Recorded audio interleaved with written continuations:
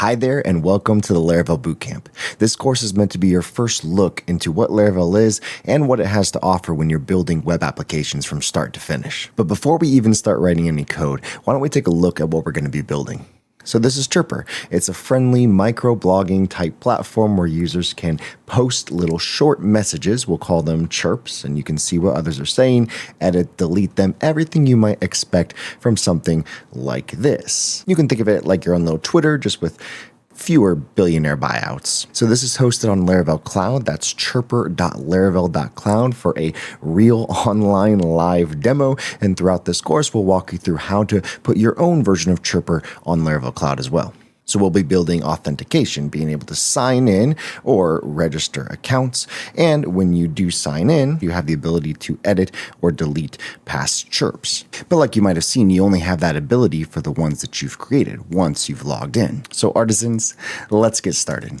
And chirp. So everything that you've seen is what you'll be building as you follow along with this bootcamp from start to finish. If this is your first time building anything with Laravel or even seeing any Laravel code, well, you've come to the right place. By the end of this bootcamp, you'll have a solid understanding of how to build a real working web application with Laravel from start to finish and what Laravel gives you out of the box. So are you ready? Let's start shipping and let's build your first app.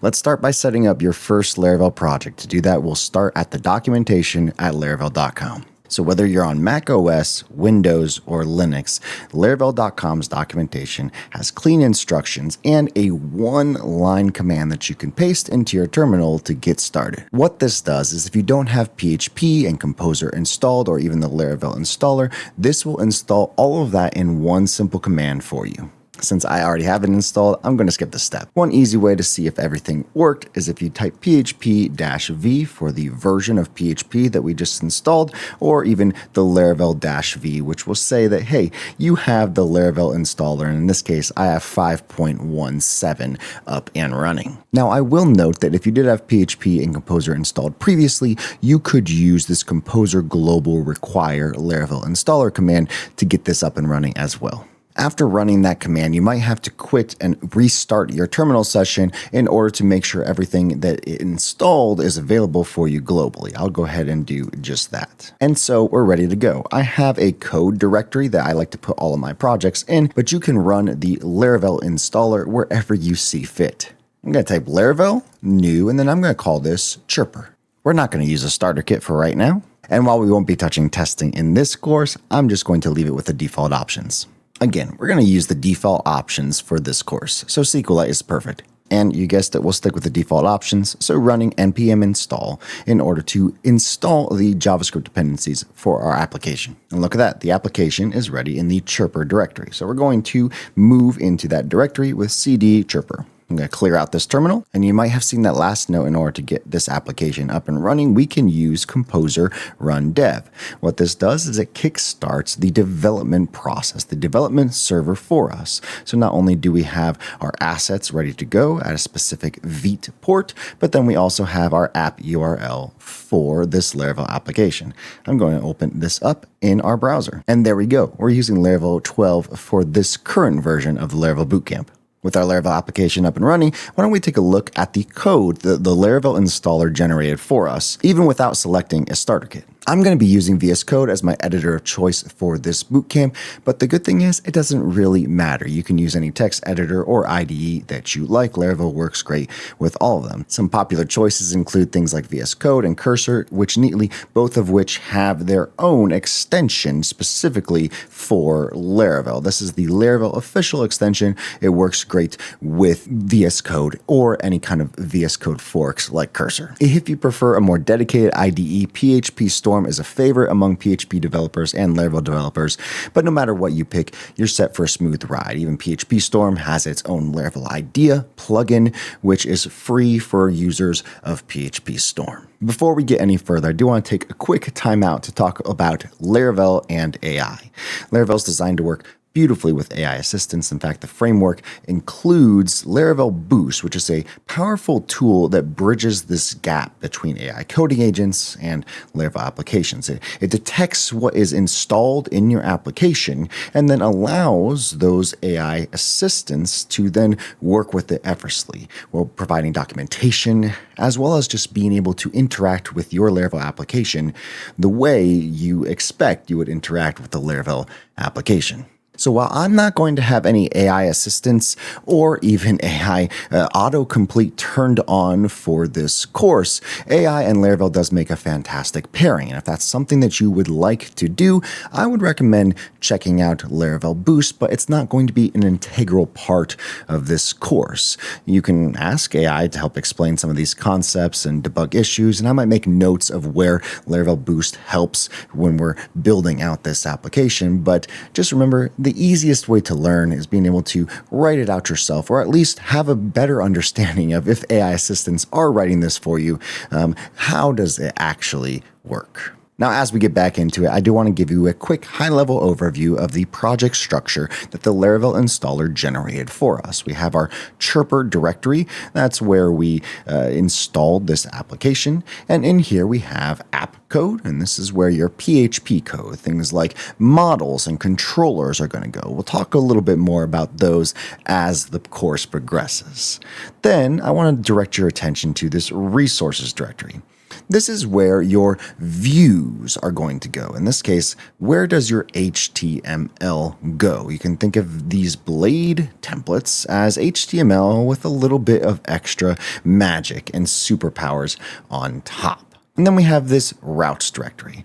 This is where we can define our application's URLs, or when a user hits a particular page in your application, what should happen. And then lastly, this database folder. Now, the neat thing about this directory is because we selected SQLite in the application installer, we have a database specifically just as this one file, database.sqlite. But in this directory is also where things like our migrations are going to go as well, telling our database what happens. And again, we'll dive into all of this at a later time throughout this course. I just wanted to give a high-level overview of all of this and what it actually looks like, the things that you're usually going to take time and spend time in within a Laravel application. All of this might look like a lot now, but you'll be navigating these folders with ease very soon. I just wanted to let you know that there's really only going to be a couple of them that we'll spend the majority of our time in. So don't check out just yet. So we have our application, we have it open in our text editor, and then we also have our development server up and running to see any of the changes that we make. I think we're ready to get building. So when you first opened up that link, that URL that the server is running on, when we ran the composer run dev command, that's 127.0.0.1, this is on port 8000, you're greeted by Laravel's friendly default welcome page, at least for Laravel 12 at the time of this recording. And when we take a look at our code, that's thanks to this route. In routes, and that's that directory, web.php. It looks like this. This little bit of code tells Laravel when someone visits, thanks to this route facade, when someone visits the homepage, the /route, we're going to show them this welcome view. And again, since I'm using VS Code with the official Laravel extension, I can have this option click to be able to follow that welcome view to this welcome.blade. This is where that web.php route is saying when a user goes to / or the root directory of your application, we're going to return the view that is welcome. And that's what this view looks like. Let's make some changes. Let's update this to, let's say, the home route. I'm going to save that. And because I have the VS Code extension, it's actually giving us an error right here in the editor. The view home is not found. And if we were to open up our application, we get that same server error. This view home is not found. So what can we do about this? And again, if you're using the Laravel VS Code extension, not only does it tell you that this view cannot be found, but it also gives you an easy way to fix this, to create a new home.blade.php file, but we'll do that by hand for everyone following along. In our views directory, we're just going to create a new file.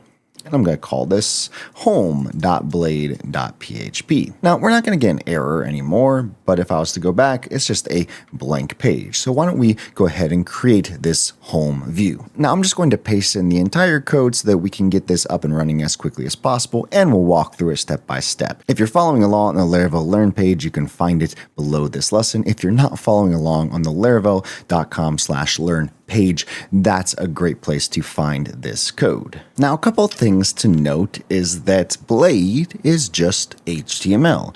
We could have a whole script tag in here if we wanted to, or we could have a style tag. Everything that you see in this file is just HTML. Blade just has a little bit of templating on top of that we can get into in a little bit. Now, for this application, we have a couple of things that we are giving you out of the box, even on top of what Laravel already provides, just to make things a little bit easier and keep the focus on what Laravel does and how we can build applications with Laravel, and less about styling and everything like that. Laravel already gives us Tailwind CSS out of the box, and it's set up for our application to use. So when I go into this home directory, what's happening is when we use this @vite directive, we are saying we want to use the app.css file and the app.js. And again, just to keep things as simple as possible, focusing on Laravel itself, we're including Daisy UI as one of the links that we're bringing in,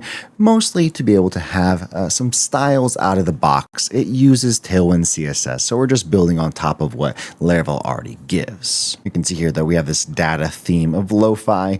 That is Daisy UI. All right, now that we have that saved in our code editor, if we go back to our browser, we should see the, now updated Chirper. So it's starting to look a little bit better, but this is where all the fun actually begins.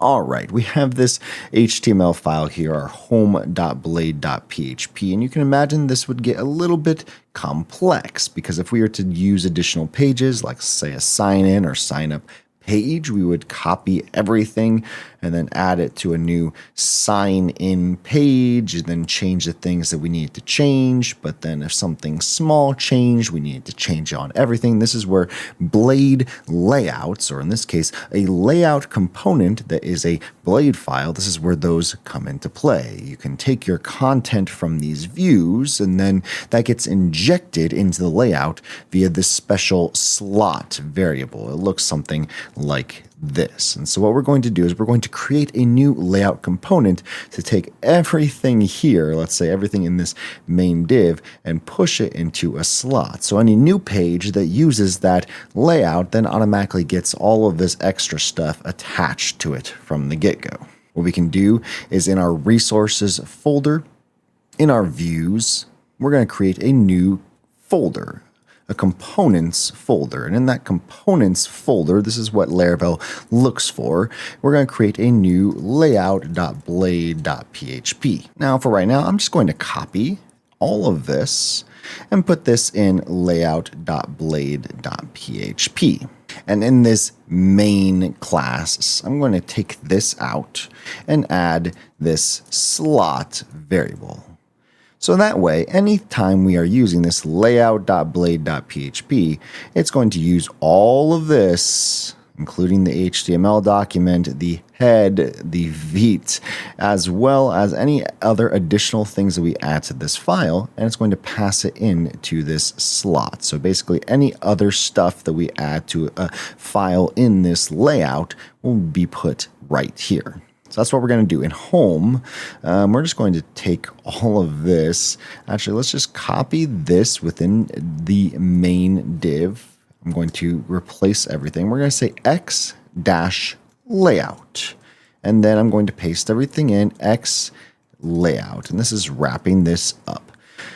Now, Laravel knows to look for a layout in the views components directory. And you can see here that the Laravel extension automatically says that, hey, this is valid. And so if we were to look at our browser, we shouldn't see any change, because we just kind of took this one file and made it into two files to make it more composable in the future. And yeah, if we refreshed even, we still had and have this application looking exactly how we expect.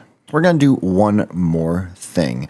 In our layout, we're going to make this title a little bit more composable instead of something that is hard-coded into this file. And we're actually going to use some PHP here to say, okay, if this title variable, and we'll get to what this looks like in a little bit, if it's set, let's use the title. If not, let's just revert to Chirper. And what this is going to do is now we can set this prop of title in our layout where we're using that in our home.blade.php. Okay, what does this look like? Well, now we have this x-slot variable allowed where we can pass it the title and say we're just going to use welcome. So if I was to save this and go back to our browser, refresh, here in the browser we see that title, welcome Chirper. If I was to change this to something else, such as hi there bootcamp, we should see exactly the same thing. Yep, hi there bootcamp Chirper. I'm going to change it back to welcome. Next, to start setting up our application for a little bit more composability in the future, we're going to add some styles to our app.css file. You can find these in the Laravel Learn page for this course lesson. And pasting this in, this is just a way for us to have a fade out animation. That way we don't have to think about this later when we set up notifications. And this is Tailwind CSS's V4 way of doing this within an application. With all this in mind, we now have an application that is ready to start adding pages. We just have to use this x-layout in order to get everything that we would expect within our application. This nav, a footer, and then a simple layout to be able to add things here. We're ready for the next lesson.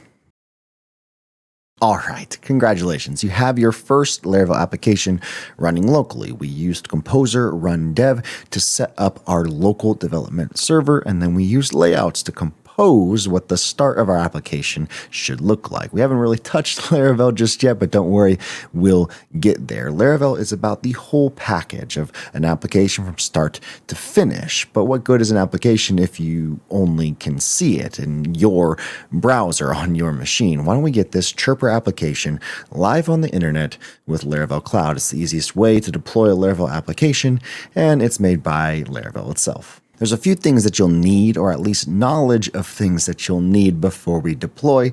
A GitHub account, you can create that free at github.com.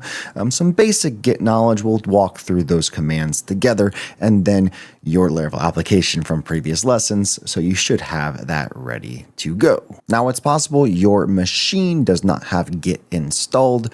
If that's the case, git-scm.com is probably the best resource in order to install Git. All right, in our terminal, in the directory of our Laravel Chirper application, we're going to initialize a new Git repository. That's done with the git init command. That way we have a repository ready for us to push to GitHub. What I'm going to do is add all of our files. We can do that by git add and then a period. And this adds everything to that git commit. And we're just going to do that. Git commit. And we're going to have a message of our first Laravel app. And because we have git ignore set up for us out of the box within Laravel, we don't have to worry about pushing something that shouldn't be pushed to github.com. Now on github.com, we're going to create a new Git repository. New repository. I'm going to create myself as the owner, and we're going to call this Chirper. You don't have to put a description if you don't want, and I'm going to make this private for now. Great repository. All the other default settings should be fine. And GitHub gives us some commands that we are able to use, and this is what we want. So we're going to copy this, and in our terminal, paste that in. If we refresh that GitHub repository, we should see, yes, there is all of our code ready to be deployed on Laravel Cloud. So I'm going to head to cloud.laravel.com. If you don't have a Laravel Cloud account already, you can sign up for one for free. It is free to get started. You do have to enter a credit card, which just means it is pay as you go. So as much usage that your application uses, that's what you're going to be paying for. Now we're going to make this as cheap as possible for you when you push this application, but this is just to show you how easy it is to get this up and running, and it's great to see your application live out in the wild. I'm going to click New Application, and then you'll see any repositories that have been recently pushed to your GitHub account, and so that's what we want, Chirper. I'm going to select that and create the application. While there shouldn't be too much that you have to change here, if you are on the growth plan, the paid plan of Laravel Cloud, then your app cluster is not going to be hibernated by default. You can see here that this is $5 per month in compute for these particular settings. Now, if you are on the starter plan, the pay-as-you-go plan to sign up, then you will have hibernation enabled by default. I'm going to turn that on for this, as well as turning it to 5 minutes. And what that will do is saying, hey, this could cost up to $5 a month if it doesn't hibernate throughout the month. Feel free to change that hibernate after number to as low as you would like. That startup time is probably going to be around 30 seconds if no one has actually hit your application after it's been hibernating. Now, the only thing that we have to do is add a resource. And while we haven't used our database in our local environment, we're going to get a database up and running so that it's ready for us when we do push these changes into production. We're going to create and connect a database. We can click Create New Database Cluster. I'm going to use Laravel Serverless Postgres just so we can hibernate this database because we're not going to be using it much and it's just a fun application. And then that way it costs less for us, the user. We can select a specific region. I'm just going to select US East. And then we have dev. It's going to hibernate after 300 seconds. This database cluster will cost between $0 and $25.55 per month. And since this is just a fun application, you probably won't even get close to this number. If you did want to select the Laravel MySQL database, that is a flat fee. So the dev would be a flat fee of $6 per month. But again, just to get started, we're going to use the serverless Postgres. Now I'm going to click Save and Deploy. So now that we have a database configured, Laravel Cloud is going to deploy our application. The code that we have pushed to that GitHub repository, it's going to configure everything, install the dependencies, set up that database, and connect to it so that we're ready to go anytime we push any new changes to our GitHub repository. It's going to configure our web server so that this application is publicly accessible, and it's going to give us a domain, a URL that we can actually change as well. While Laravel Cloud deploys this fairly quickly, you can also see the progress in real time. And just like that, in 39 seconds, we have our application deployed. If I was to go to our environment, we would see that Chirper URL that's automatically generated for us. Clicking on that brings us to our application.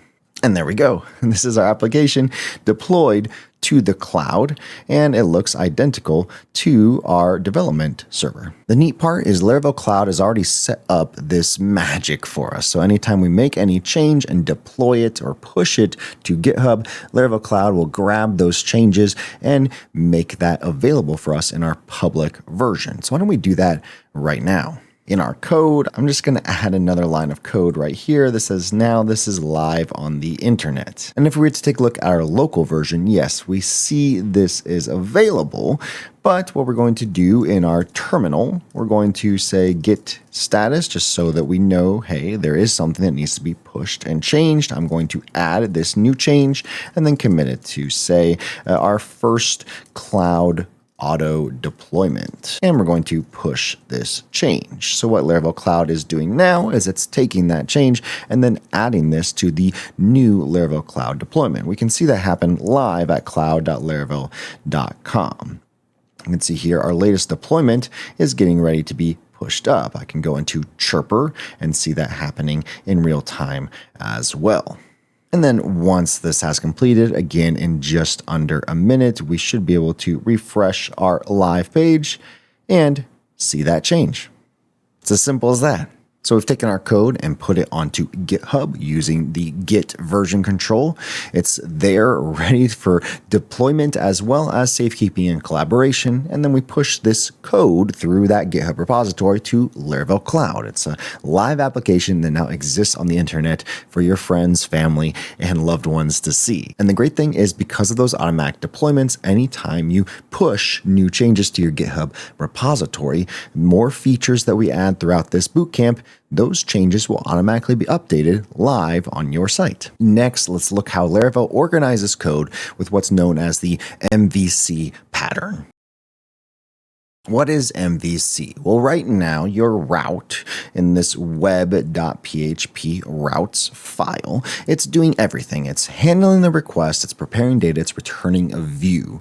And it might not seem like it's doing that, mostly because Laravel does all that for you in this route facade that's getting this slash directory and it's returning a view. And it's simple, but it's doing a lot under the hood. So what does this look like as your application grows? You want a better way to organize things, and that's where the MVC model comes in. So what is MVC? MVC stands for Model View Controller. And if we're going to take this into an analogy, let's think of a restaurant. While MVC is not necessarily the order that everything happens in terms of model and then view and then controller within Laravel, let's talk about the controller first. This is what you would think of as the waiter in a restaurant. It takes your order, it coordinates everything, and then it brings you the food. Well, the kitchen would then be the model. This is what prepares the food, it manages the ingredients, your data, I guess, in an application. And then there's the presentation, how the food looks on the plate when it arrives. It's your view. What this looks like in Laravel terms, the controllers handle your requests, it coordinates responses, while your models manage your data and your business logic, and then your views actually display the information to your users. Now, we've already seen what a view looks like. Each one has its own job, but your controller and your model haven't necessarily been shown to you in this course just yet. So let's go ahead and create your first controller. That way you have a little bit more insight as to how this all fits within a Laravel application. Just for simplicity's sake, why don't we move everything that we have in this routes file, route get, and then return view of home. Why don't we move this logic to a controller? We're going to generate one. Now we can do this in our terminal for our application, or we can actually just do it in the terminal built into your code editor if there is one. I'm going to do that here just for simplicity's sake. We could run php artisan and then a command. Now I'm going to tell you what this command is, and then we're going to take a look at why this command actually exists. We're going to say php artisan make controller. Then we can give a name of a controller here. But what is this? PHP Artisan. That is Laravel's way of running specific commands. It's Laravel's command line tool. It's your Swiss Army knife, I guess, for Laravel development. We'll use it a lot to create things, not just controllers, but there are a ton of artisan commands that are available to be able to run anything within Laravel. And the cool thing is you can actually create your own as well. For right now, we're just going to be using a lot in this make directory of PHP artisan commands, mostly to make controllers, and later we'll make models, maybe database migrations as well. Artisan commands are incredibly powerful, so there's so much to dive into, but for now, let's go ahead and make a controller. PHP artisan make controller. And we don't have to add anything here afterwards. If we press enter, it's automatically going to prompt for what that controller should be named. You can even see what that looks like typically in terms of casing and in terms of how it should be spelled and maybe handled within a Laravel application. Because we are going to be creating chirps, we want a chirp controller. So chirp controller. We're going to stick with an empty controller for now, but later we'll go back and look at what resource actually provides for us. And you can see it created a specific file for us, this app HTTP controllers chirp controller. All right, let's go ahead and open up that new file that I created. Again, that's app HTTP controllers chirp controller. It's just a blank file, but let's go ahead and add the things that we had in our web route here. How do we do that? We're going to add an index method. That's public function index. And then we're just going to return a view. We're going to return a view of home. Don't forget the semicolon. And you can see here that our VS Code Laravel extension still takes us directly to that view that we have. So in our web routes, how do we change this to instead point to our index method in our chirp controller? Let's go ahead and clear this out. So instead of returning a view here, we're actually going to use the chirp controller. We're importing that in. It's going to be a class, and then we can pass it a particular method. In this case, I'm going to be direct and pass it that index method. Let's take a look at our browser. Refresh. Everything still works. Great. This is just a cleaner way of writing what we were doing directly in our routes file, but now all of this lives in our controller. Now we can slowly start to add to this controller as we build out our application. Now, controllers really shine when you need to prepare data and then serve that data. Again, similar to how a waiter might do this in a restaurant. We're going to add some sample chirps to see this in action. So in our index method, I'm going to add a chirps array. And this is just some sample chirps with a time, an author, and then a message. Now, how do we pass this into this view? Now, our second parameter is going to be an array. We're going to say that this is chirps, and that chirps is going to be equal to the chirps array variable. Now, how do we display these chirps in our view? Again, if we're talking about the MVC model view controller structure, we have our controller, and we're passing these chirps to our view. Now, how do we display them here? Well, this is where that blade templating comes into play. So a home.blade.php file is not just HTML, it is blade, and we can add some templating structure to this. In this case, for every chirp, we can say, maybe for each chirps as chirp, and then every single instance of chirps that we have in that array that is being passed in from this chirp controller, we're going to iterate over whatever HTML that we're passing in here. So I'm just going to say end for each here to say that this is the end of that for each loop. Now we have available the chirps array. We have the chirp author, the chirp message, and the chirp time. I'm going to paste that in here. Again, the chirp that we're looping through, the author, the message, and the time to coincide with what we're passing in to the chirp controller.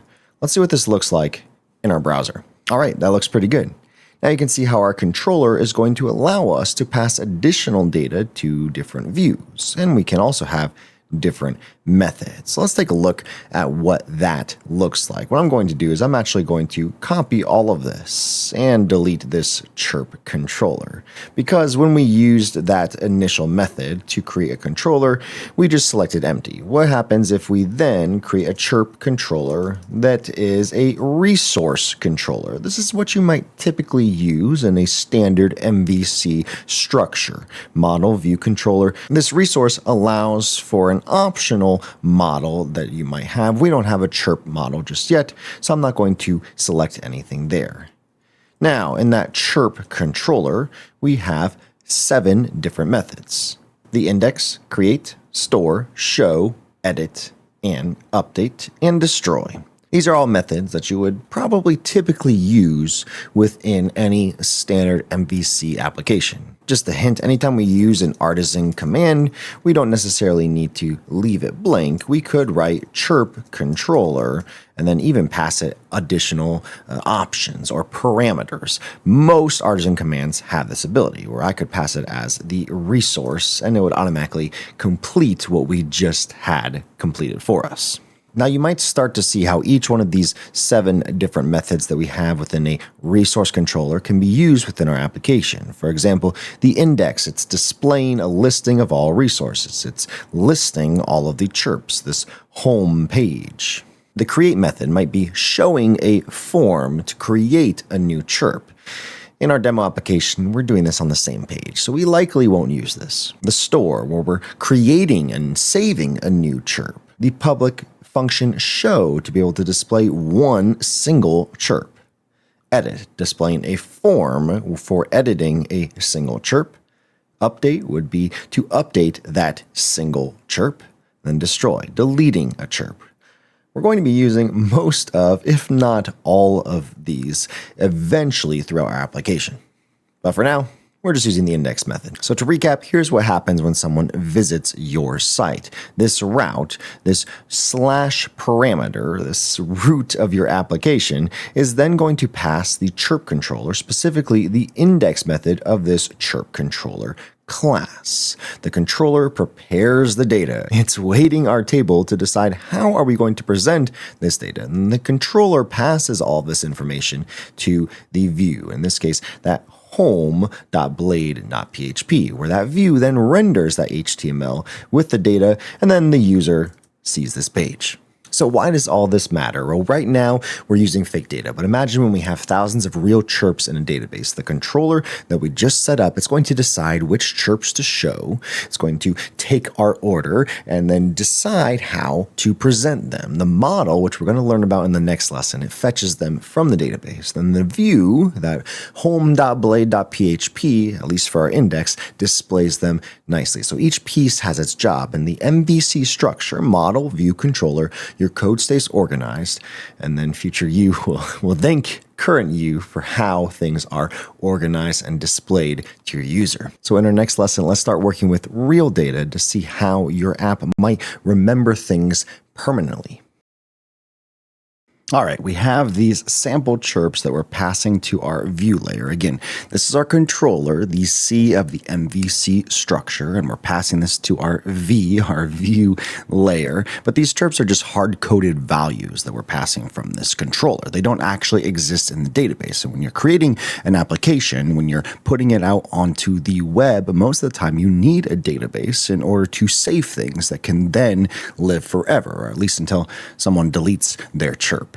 In lesson 2, we talked about how we have this database.SQLite, the same one that was generated for us when we created the initial Laravel application. When that Laravel installer scaffolded it out, database.SQLite is perfect for our local development environment because it's a real database. Everything exists in this single file. So the TLDR is SQLite is a great option for a database, and if you did want to move it into production using a different database, you really don't have to think too much about what that changes. Laravel just handles all that for you. But let's go ahead and get started with interacting with the database. And to do that, we need this little thing called migrations. In fact, we have a directory already enabled for us that has some migrations by default, but we're going to go ahead and create one from scratch. You can think of migrations as Laravel's way of interacting, creating, modifying, even rolling back your database changes automatically. So it's a file-based way of saying, hey, here's what is happening or has happened with your database. We're going to open up that terminal again using our handy PHP artisan command. We're going to say make migration. And again, most of the time I could just leave this blank, and if I was to press enter, it would give us the standard format of what a migration might be named and how you would input that into this field. So I'm just going to say that this is create chirps table because that's what we're going to do. We're going to save chirps to our database. So we need a chirps table, and this is plural, just like it gave us a prompt for. Now that went ahead and created that file for us. So if we were to open up that database directory again, we should have a new migration. Yes, this last one, and it's time-stamped as well for when we created it. Create chirps migration. Here's where we get to add the columns that we would need in our database for our chirps. You can think of this as how your database needs to be defined. What things do you generally store with a chirp entity? Now, first, most of the time, a chirp would be associated with a user. We need to know who actually proceeded to chirp. Now, Laravel gives us a handy table column for this. We can say column foreign ID.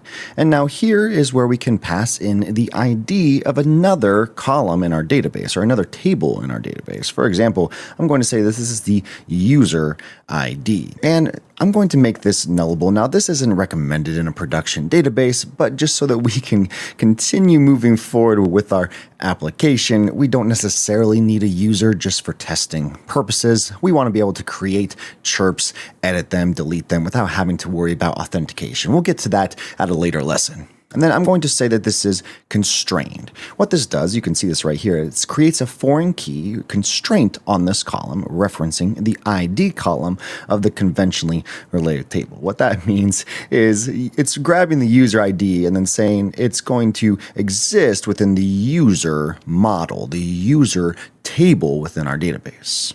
And then this is something you might normally do within an application. I'm going to have this cascade on delete.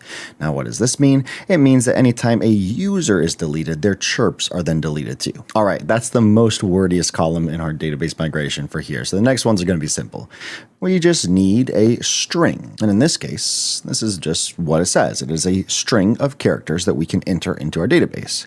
The first parameter is going to be what that name is. I'm going to say this is a message, and then we can pass an optional parameter of how much this string of max characters should it have. And we're going to say this is 255. And then, like you might have seen, Laravel already provides the timestamps and ID columns automatically generated for this migration, which is great out of the box. We don't have to touch this. This timestamps is a created at and an updated at column. So we might even see that in our database right here, where if I was to go into something like our users, we have a created at and an updated at timestamp. Back to the chirps table.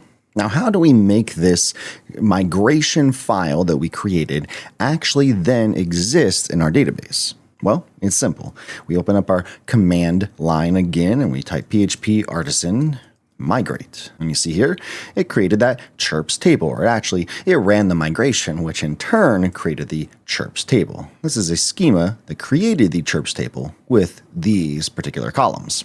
Now that we have our migration entered into the database, we have that new table, there's different ways that we can interact with the database. Before we create any UI elements to be able to interact with the database on our web application, we can do interactions with the database manually. Now, this is where the AI tooling that Laravel provides as a first-party extension, Laravel Boost, is fantastic. It has tools out of the box to be able to have your AI interact with your database using the tools that Laravel expects. What does that look like? Well, Laravel has Tinker, which is PHP Artisan Tinker. What this does is allow you to interact with your database using Laravel commands. So I could say something like db select, and we're going to select, and this is raw SQL queries. We could say something like select star from chirps. And yeah, there's nothing there because we haven't added any chirps yet. But there's other ways to interact with your database. You might have seen I already pulled up this database.SQLite, and VS Code and other IDEs might have a database viewer extension that you can install, open up, and be able to interact with the database there. And while most of these tools that are built into IDEs or extensions for IDEs like VS Code, they're usually just great for viewing things that are in your database, and that is handy. But there's also another visual approach like Table Plus or something like dbeaver or any other GUI editors for a database where you can point it to your database file and then be able to interact with it. For example, I could create my own chirp manually within this Table Plus GUI. Now, I'm discarding all those changes because we don't necessarily need to interact with the database manually for right now. It's just helpful to know that either using AI or a tool or even something like PHP Artisan Tinker, we could use these tools to create new chirps in the database before we even create code to do that. One thing I did want to point out, we create this foreign ID for a user ID table, but you might be thinking, hey, we didn't actually create that migration, right? Well, that's something that Laravel gives us out of the box. And you saw that we had that users table in our database.SQLite viewer. So if we were to click into that create users migration, we're creating a users table with a string of name, a string of email that has to be unique, and all of this is pretty readable for us. We have a timestamp that is email verified at, which could be nullable, and then a string of passwords. So there's a bunch of different tables that are created in this one migration, but it's helpful to know that Laravel does provide some of these tables out of the box, including users. So that's why we didn't create our own users table migration. It's just automatically using what Laravel's set up. Now, before we continue, I do want to note that Tinker can be used with what we call Eloquent. This is Laravel's way of interacting with the database in a more clean manner. Now, this isn't necessary to grasp all at once. It's just helpful to know that there are other ways of interacting with the database other than using that DB facade. In this case, using select queries that has SQL language, and that might be confusing for you, but it's just helpful to know that there is a more eloquent, and that's actually the name of the tool that we interact with the database within Laravel, of being able to select or even create things within our database. Again, you don't have to worry too much about everything that you're learning right now. We're going to talk about it in more depth later, but for your first Laravel application, just know that there are easier ways to do almost everything within Laravel. And before we move forward, I do want to manually create a chirp with PHP Artisan Tinker, mostly to show you that there's an easier way to do it in the next lesson, an easier way to interact with our database, even with the tools that Laravel gives us through models, but that's for next lesson. But also to show you that Tinker, or any way that we're interacting with our database, is a great use case for something like AI. Within Laravel Boost, there's tools that allow you to work with Tinker or allow your AI assistants to work with Tinker. You don't need to know all of these syntax for how to interact with the database through Tinker, but it's helpful to know what your AI or even what specific commands might do. I'm going to type this all out here and then later paste it into Tinker. So we have DB table Chirps, so we're entering into the Chirps table for selecting the Chirps table and then inserting a message of my first chirp in the database. And because we don't have a user, we can just leave it off of this DB table. The DB is a facade that Laravel gives us to more easily interact with the database instead of having to write those SQL queries that we wrote previously. But we do have to put created at and updated at as timestamps because Laravel doesn't give those by default. I'm going to clear this out, copy it, and then in PHP Artisan Tinker, I'm just going to paste that in and press enter. And we get this true back. So that means that this was successful. This chirp was now entered into the database. So we could pull up our database, see this chirp, and see here, yes, this message was created, my first chirp in the database. But we can also do that in Tinker as well. We could say DB table chirps get. And there we go. Here's our first chirp. Congratulations, you just entered something into the database using a command line tool. I'm going to exit from Tinker. There's two commands I want to make you aware of within the PHP Artisan namespace. That's migrate fresh, which means if you absolutely made a mistake, or maybe you just need to change an existing file, which is not the best way to do it, but if you're not in production, you can do whatever you want. PHP Artisan migrate fresh will drop everything and then create everything from scratch. So in this case, we don't have that chirp that we just created.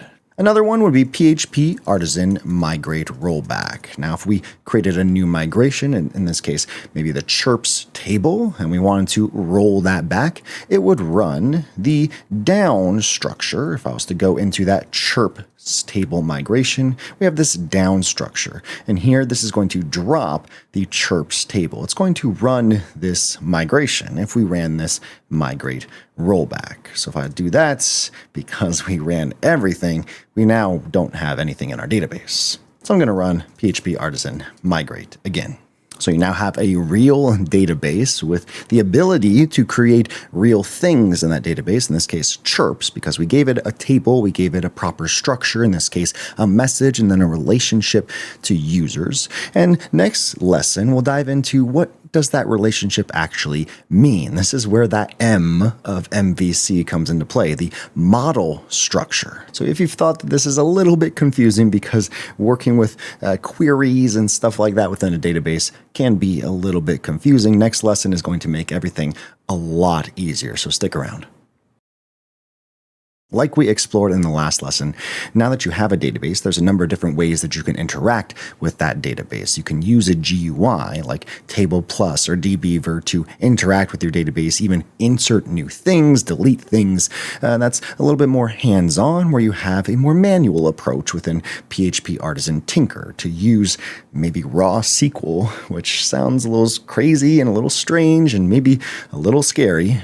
But you can also use something like the DB facade, which Laravel gives out of the box to say, hey, here's a little bit easier way of working within a database. But don't worry, it gets even easier. Right now, this lesson, we're going to talk about models. If we're going back to our restaurant analogy, the M in MVC model is our kitchen. It prepares the food, it organizes your data structure, it keeps everything nice and neat. And in a Laravel application, you can use models to interact with your database in a really, really beautiful way, an eloquent way.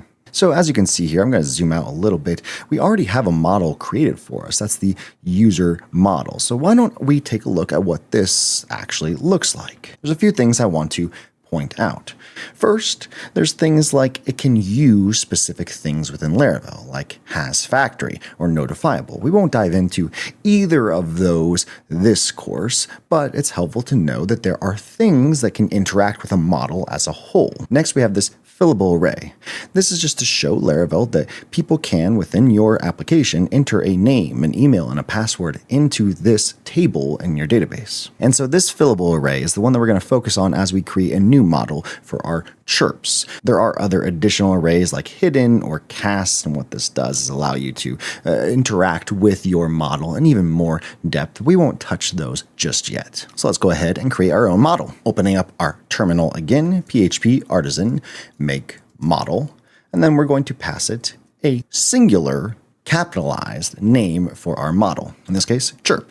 Again, if we want to just leave that off, it gives us a little indicator of what that should be named. In this case, flight, but I'm not using flights, I'm using chirps, so chirp. Now, before I run this make model command for our chirp, I did want to make a note that Laravel has this time-saving flags for models, that if we were to create a model but add a dash, a parameter of MRC, this would do everything that we've already done within this course. It would create the chirp model, of course. It would create an M, a migration, like we did in lesson 6. It would create a resource controller, like we did in lesson 5, and that's RC for resource controller. But since we already have those, we're just going to make the model. Heading into that chirp model, just like I said, we want to first focus on that fillable array. So in this protected fillable array, we're just going to have our message. And this is because this is the only field in our model that we need to enter into the database. Next, Laravel's Eloquent allows us to attach these relationships between different models. That's going to be great for us because we have users that are associated to chirps and chirps that are associated to a single user. So we can do just that. We can create a public function of user. And here's where we can type hint this to say this belongs to, we're pulling that in, this use illuminate database eloquent relations type. We're going to return this, which is this model, belongs to, and then we can pass in the user class. So in this case, the user model. And this is letting Laravel know throughout this application, anytime we call user on our chirps, we'll be able to grab the user's information that's associated to that single instance of a chirp or multiple chirps. Now we want to do the inverse for what we already have within our Laravel application for our user. So if we go to our user model, we want to have this user associated to chirps. And this is more just for simplicity's sake. If I want to grab a single user's chirps, then this would be helpful. And we're going to do just that. Public function chirps. Again, this is on the user model. We're going to type hint this with a has many relationship, and that was imported in at the top. And then we're going to return this has many, and we're going to pass in again that model of chirp class. And since we're in the same model namespace, we don't have to bring in that chirp model as a import. So what do these relationships actually look like in code? I kind of talked through it with you, but why don't we actually write it out?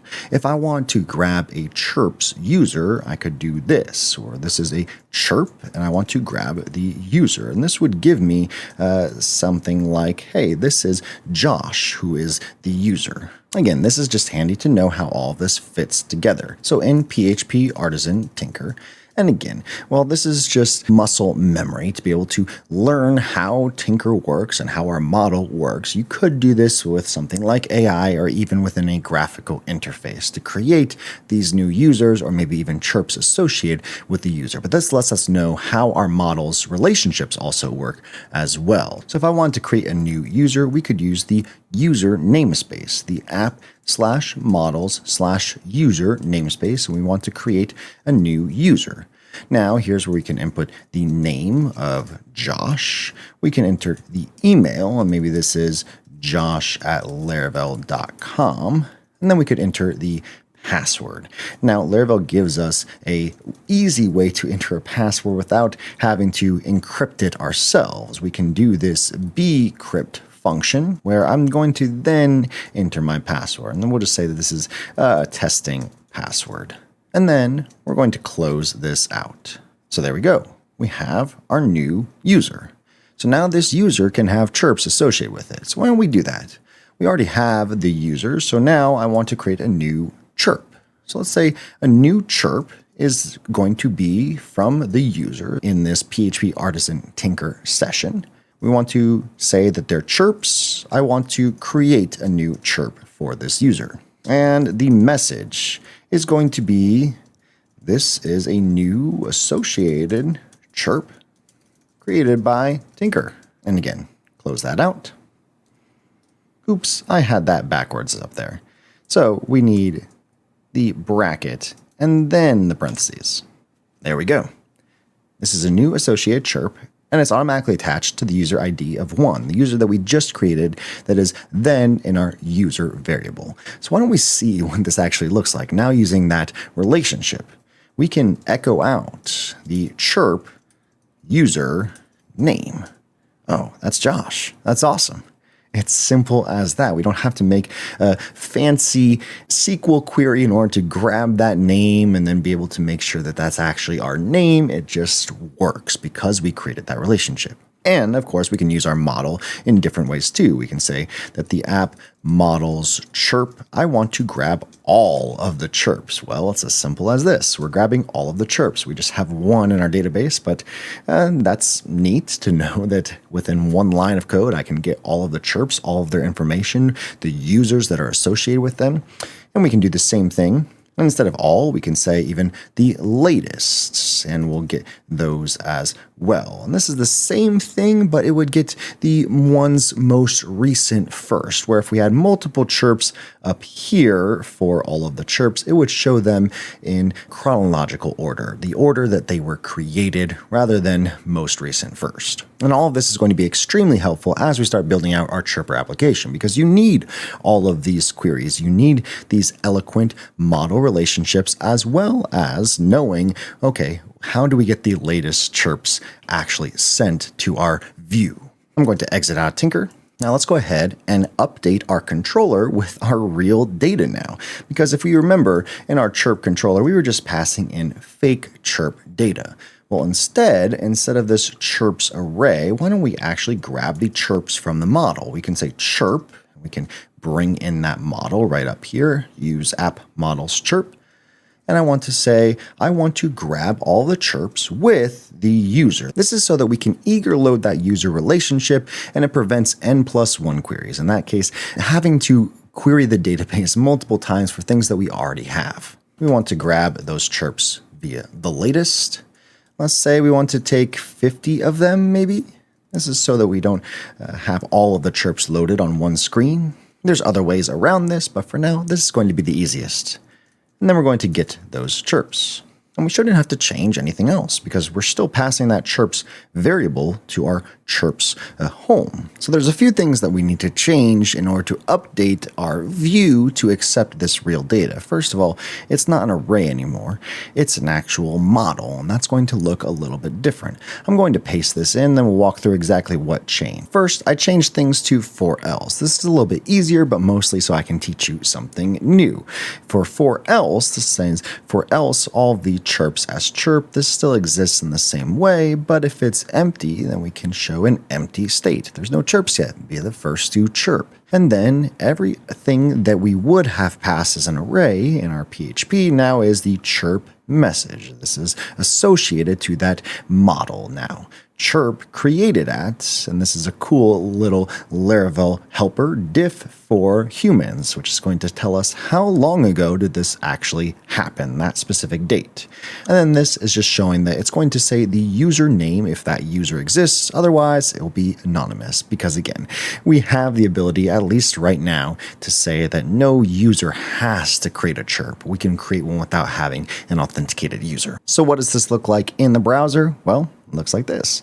You can see that this was a chirp that was created by us. We did that within Tinker. I'm going to go in the database and create some more just so you can see. In our chirps, we're going to create a new one. We don't have to use it as a user ID, but I'm just going to say this is my second chirp. And we're going to say that this is the same date and time, just for simplicity's sake. There we go. We have an anonymous chirp because this chirp does not have a user associated with it. Let me do this a couple more times. And there we go. We're starting to see how this is turning into a real world application. We're having things stored in the database. At least we're being able to then read them and also take relationships from them, saying, hey, this is anonymous. There's no user associated with it. But this one has a user, and that user has a name. Just to confirm how those relationships work, instead of showing user name, maybe I want to show user email here.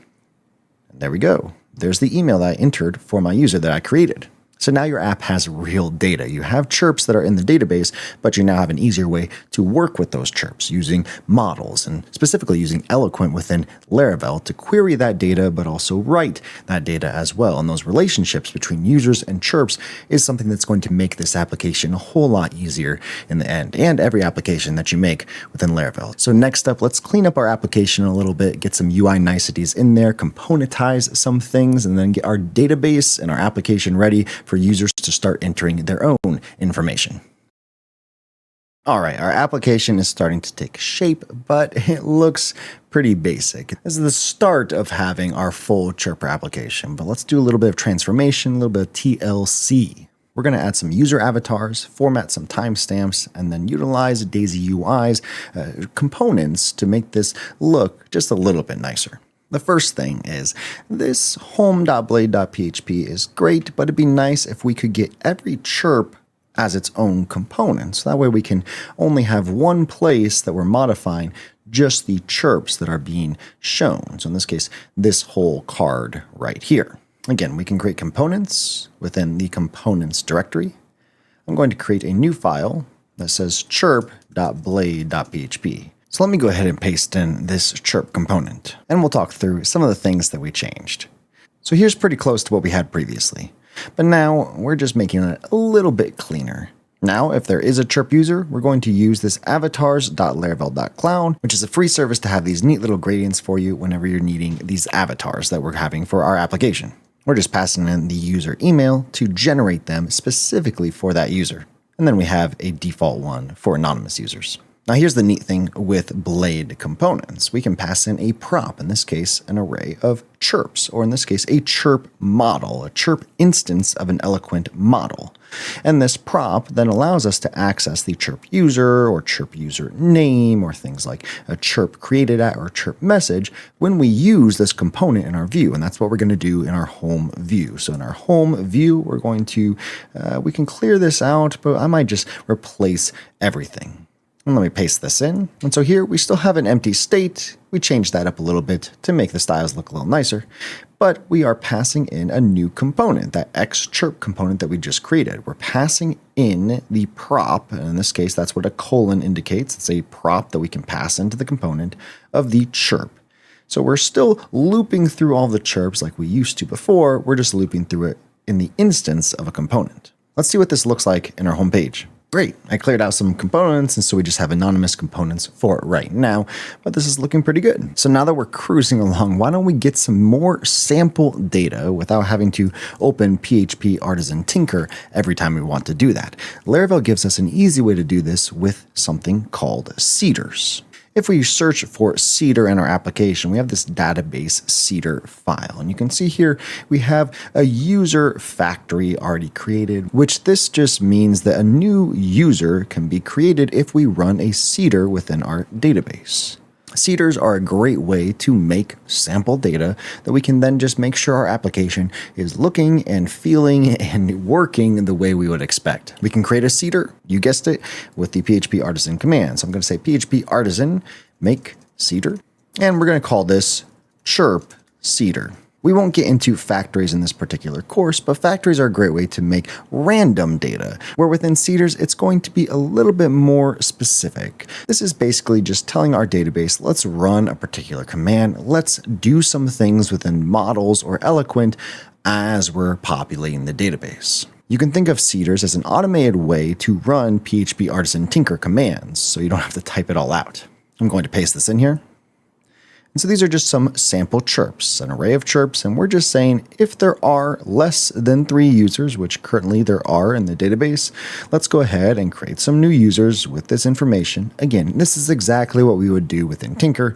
This is just making it a little bit easier for us if we wanted to ever create multiple versions of this data. For each chirps as message, every user is going to get a random chirps based off of this chirps array. And so running the seeder command is as simple as saying PHP Artisan DB seed. We're going to pass in the class of the chirp seeder. And that database was successfully seeded. Again, a seeder is just an easier way to have all those Tinker commands run for us, but within a way that Laravel expects. So in this case, we're just running all of that PHP code, but seeding the database with it. Again, we're not getting into factories, which is the actual creation of randomized data that you might have seen in that user factory file, but that's for a different course. So if we were to take a look, oops, this looks good, but it looks like we have a CSS issue with a little bit extra spacing now that we seeded that database. Yeah, I think it's because we have these p tags, which are adding some extra block classing that we don't need. I'm just going to replace them with span classes and a gap of 1. There we go. That's what we want. So now we have a reusable blade component for chirps. We have a way to generate chirps if we ever needed to kill this database and start it up again. And then we have a clean way of showing user information, as well as generating a specific avatar for that user based on that user's email. So we're moving right along. Next up, since it's still read only, we're going to let users create their own chirps. So let's actually make this social network thing social.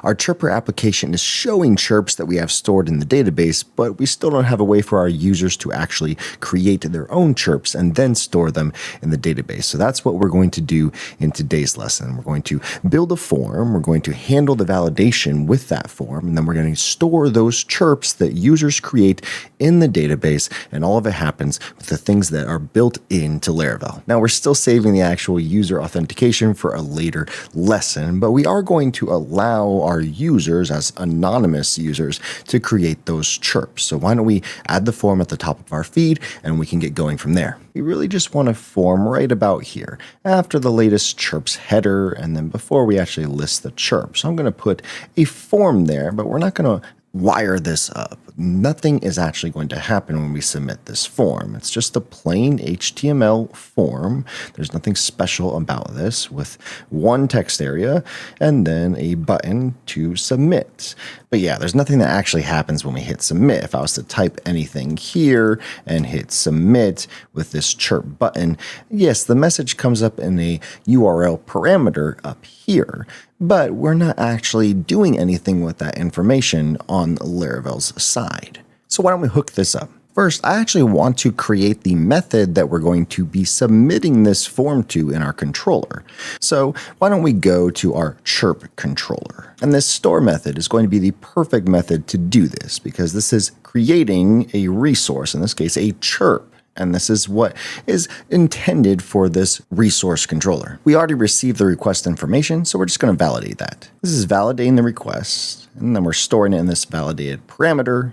We're saying, hey, this message that we're receiving from this request is required. It should be a string and a max of 255 characters. So now we have two places where this max is indicated in our validation as well as in the database itself. Of course, we can also add this to the front end as well. I believe we might actually be doing that. Yes, max length of 255. So this is great to have the front end validation as well as the back end validation. This is Laravel's way of validating anything that comes in through a request. We have specific validation parameters that we can add. Most of them you'll find in the docs are pretty self-explanatory. And believe me, there is a ton of them. Next, we're going to create the chirp. So in this case, we can use the chirp model to say, hey, we're going to create this with a message of the validated message and the user ID of null. Of course, we can actually omit this, but we're going to add this back in when we get to lesson 11 and we add authentication. And lastly, we're going to return a redirect. In this case, we're redirecting back to the home page with a specific success message. In this case, we're going to say that there is a success that the chirp has been created. This is an easy way for our application to know that, hey, this was successful. In Laravel, this with function is returning with a flash of data to the session. So in this case, after we redirect back, that initial redirect, that initial load after this has happened, flashes a piece of data to the session. And that data is this success message that has the value of chirp created. We'll see in a little bit how we can grab this information if a chirp has actually successfully been created and display that to our user. For now, let's hook this up in our web route. So similar to our route get, we're going to have a route post. And we'll say this is the chirps route. And we're going to pass in the chirp controller, the store method. All right, now in our home.blade.php, where we have this form, how do we tell this form to submit this information to the /chirps post route that we just set up? Well, it's actually really simple. For this form, we're going to say that there is a method of post because we are posting to that /chirps route. And the action is going to be to that specific route, the /chirps. Now there's one more thing that we need to do within Laravel. It's this @CSRF directive. What that CSRF directive is doing is the equivalent to a hidden input field attaching a CSRF token like you might see here. This is something Laravel automatically generates and gives to you out of the box. It's incredibly easy to use, but it's given to you so you can easily protect your site and your application from cross-site request forgery, CSRF. And that should be it. Why don't we test this out and see if our form works the way we expect it to. So on our latest chirps, this is a test of our new form. Hi there, BOOTCAMP. Chirp. And look at that. Because we are redirected, we automatically receive that new chirp because the /route is automatically getting all of the latest chirps and pushing them into our view. Now here's one thing I want to make you aware of that we're not going to touch in this course, but something that you might want to look into in the future. It's keeping this form up to date. Right now, you can see here that when we posted, it was 0 seconds ago. I haven't touched it, but if anyone else accesses this page, it will see it in a different timestamp because it's when they requested that data. If I press refresh, okay, now it's 1 minute ago. So I'm not going to see any new chirps until I actually refresh the page. Well, Laravel has some great options such as WebSockets within something like Laravel Reverb in order to say, I want to watch if there are any chirps that are coming in, or if there has been a new chirp that comes in, I want to maybe notify all users that a new chirp has come in. Again, not something that we're going to be touching on in this course, but it's helpful to know that those options are out there. And it might be a great way to kind of build on top of what we are building here with Chirper. All right, we have this form and it works. We're submitting anonymous data. We don't have to worry about the validation error because if I tried to chirp, it says, please fill out this field. Well, we have client-side validation, but we also have server-side validation as well. Why don't we remove the client-side validation so that we see what our server sends back? I'm going to remove this required parameter, and just for fun, I'm going to remove the max length as well. Now, when we submit our form, we would expect maybe some error, right? Because we don't have the client-side validation, and we do have the server validation in our chirp controller. We have validated that this message is required before we even continue with the request. And if we hit submit, well, we're refreshing the page, but nothing's happening. Now, the neat part is that Laravel gives, if there is any errors within the session that has been passed to the view, it has an errors prop. In this case, this is a specific variable that we then have access to on our view. So, just for some quick debugging, we can add this. If there are any errors, why don't we DD all of those errors? DD is a little quick helper function that Laravel has that is specifically saying we're going to die and dump. In this case, shut down everything that Laravel is doing at that time and just show this. When we take a look. So if I click chirp, look at it. We have an array. That's our errors array, and it includes a single error. The message field is required. So how can we make this better for our users? Well, let's go ahead and do this. Instead of just having this text area, we're going to add a few things. We're going to say that if there is an error with a message parameter, that's what we're passing from the controller, well, then let's go ahead and show that message. And this error message is also coming from the text area with the name of message. Daisy UI also gives us the ability to have the text area of an error, and so that just displays it easily within the CSS as well. We also have this old message. So when we flash a status session, we're redirecting to the page, then this message text area is going to display the old variables. So if we, for some reason, went over 255 characters, we should then redirect and see the old message in the text area with the error. For now, just to show this off, we're going to say a max of 255, but a min of 5. Now, if I try to enter anything under 5, let's say hi, chirp, the message field must be at least 5 characters. That's an error message that Laravel automatically created for us based on our validation errors. We returned, we had a full redirect, we see the hi message still in this text area, but now we are able to fix this. Hi there, chirp. Perfect. I'm pasting way more than 255 characters in, we should get that same error. Perfect. Let's go ahead and reset everything. And in our home, we're going to add back in that client-side validation.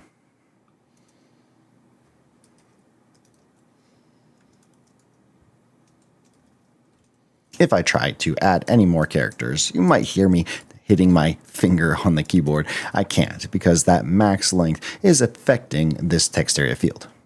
Great. But what about the success message as well? You might have remembered in our app.css, we added this animate fade out parameter. This is so when we do create a component that is a notification component for any success messages, this is going to make things a lot easier. And actually, we're not going to put this success message in our home.blade.php. Instead, we're going to put this in the layout. So I'm going to go to our layout.blade.php, and just under the nav, why don't I put this? In this case, if the session has a parameter of success, why don't we show a toast? The toast is going to be the toast of top, and this is all mostly Daisy UI, but we also do have that animate fade out class that we inputted into our app.css. This is saying that we're just going to take that session value, the success message, regardless of if this is from a posted chirp or if we use this in logging in and registering. Let's post a new chirp. And there we have the neat little notification up there at the top that nicely fades out. Now to add just a little bit of UI nicety before we get into the next lesson, if we tried to create a new chirp and we have an error message, of course we get the client-side validation, but if for some reason we create something that is over 255 characters, or we bypass client-side validation somehow, we're just going to get the generic error message that we saw initially. What if we want to customize that? In this case, if I remove that required client-side validation, go back into our form and click chirp, we get the message field is required. It feels a little, I don't know, not chirper-y. So to show off the power of Laravel, we can actually customize these validation messages. We can say the message required text should say, please write something to chirp, or the message max text that then gets sent back if this validation does not pass. Chirps must be 255 characters or less. Why don't we even change up the success message as well? Your chirp has been posted. So refreshing, chirp, please write something to chirp. Now, all of a sudden, within a couple of seconds, because of what Laravel gives to us, we have the ability to modify something as simple as error messages that we don't have to do hardly anything. Now, in the next lesson, we'll start working on editing and deleting chirps, even before we get to the user authentication piece. But it is helpful to know that while we won't touch on it in this particular course, there's so much more that you could add here, even for this particular lesson. What if you don't want your users to post 5 times within a second, or maybe 100 times within a second? There are some bad eggs out there, and really you can't trust anyone on the web. Well, Laravel has the ability to rate limit. What that means is that you can, within a matter of minutes, say, hey, this particular chirp method can only be done by a user maybe 1 time every 60 seconds. But before we get into something like that, why don't we check out how you can edit and delete chirps? See you in the next lesson. No one's perfect and everyone makes mistakes, typos, you name it. So if you don't want to just start the day with a nice cup of coffee, maybe we should add the ability for our users to edit their chirps. And the neat part is this completes the whole CRUD operations within a MVC structure in a Laravel application. So CRUD, create, read, update, and delete. So let's do the update and delete parts. All right.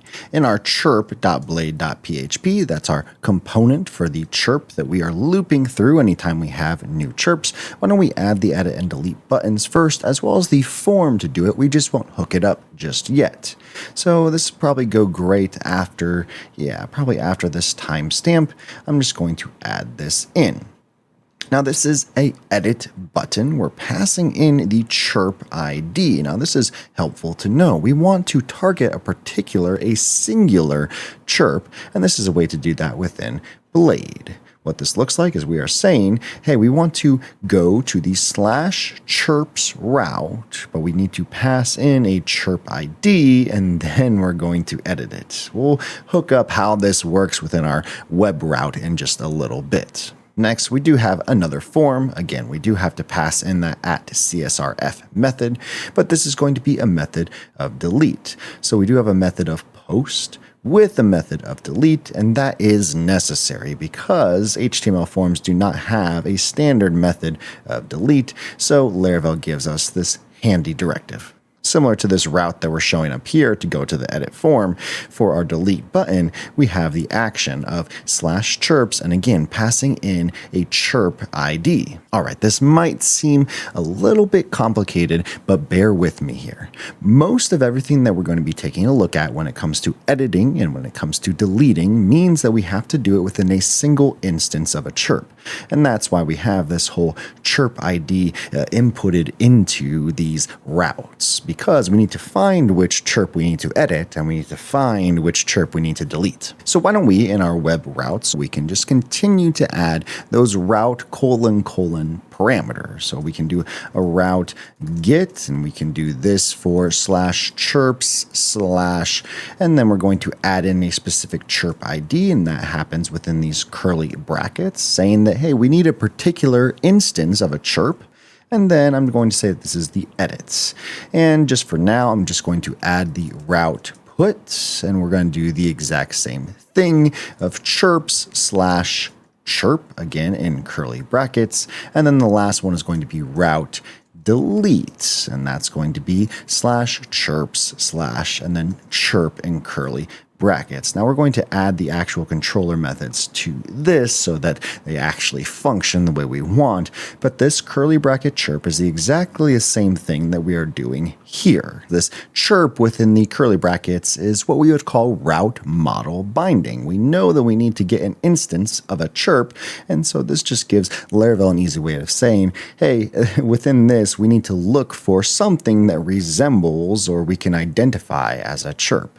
Now we're just going to pass in those chirp controller classes. So we're going to say chirp controller, and this will be the class with one of, let's go ahead and say this is the edit one. And just for simplicity's sake, I'm just going to do the rest. So update and destroy. Now Laravel does have a shorthand so that you don't have to do all of this. And we're doing things a little bit differently just because we have a git in the root directory and not a git of /chirps, for example, where we're listing all the chirps. We're doing that all on one page. But what we could do is something like this. We have a route resource where we are resourcing because we have that resource controller and passing that resource to chirp controller class. And then we could say we need to pass in everything, but only really the store, edit, update, and destroy. And this is identical to these four right here, just an easier way of putting it. For right now, I'm just going to be extremely explicit. Now let's go ahead and create the edit view that we will need because we are getting a new route. /chirps/chirp, this is that route model binding, and edit. Why don't we create that in our file? Views, and then in views, since we don't actually have a directory for chirps because our chirp index is technically the index of our whole application, I'm going to create one, chirps, and then in that chirps directory, we're going to have edit.blade.php. Let's create a directory, and then we have edit.blade.php. I'm going to paste everything in that we have again on the Laravel.com Learn page. You can find that for this lesson down below. This is the same layout that we are using throughout our application. We pass in a new slot title with edit chirp, and the majority of this form is exactly the same as our home.blade.php, just with different buttons and a different form. In this form, we are using the put method for that action chirps ID. Well, where does this go to? In our web route, we have the put chirps chirp. This is the update method. So that way, instead of creating a new chirp, we're really just updating one. And now this text area needs to have the chirp that we need to edit, right? So we are passing in the old message, the chirp message, so that when we are directed to this edit page, we see from the get-go the actual chirp message that exists within this chirp instance. We're going to be passing that chirp into the view within our controller here in a little bit. And then we have a cancel button that's just directing us home. Why don't we hook this up to our chirp controller?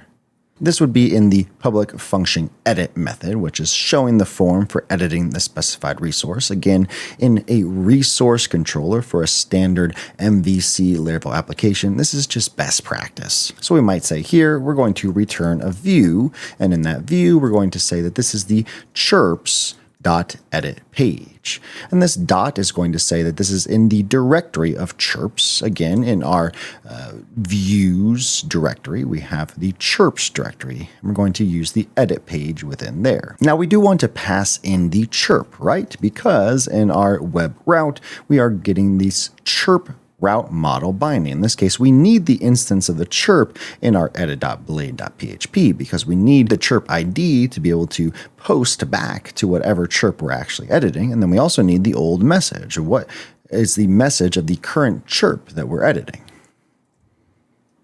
And here in chirp controller, instead of the string of ID, well, we could use this to kind of find the existing chirp based off of maybe an ID. Maybe that ID helps us find that chirp. But we can use route model binding. That's exactly what I kind of talked about here in this web routes. We have this chirp parameter, and because we know that this is the chirp model associated with it, we can automatically assume what chirp this is based off of that ID. Because when we go into our chirp.blade.php, that's that chirp component, and we wanted to edit a chirp, we are passing in the chirp ID.